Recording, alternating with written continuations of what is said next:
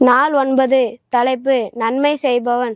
நன்மை செய்யும்படி உனக்கு திராணி இருக்கும்போது அதை செய்யத்தக்கவர்களுக்கு செய்யாமல் இராதே. நீதிமொழிகள் 3 அதிகாரம் 27 வசனம்.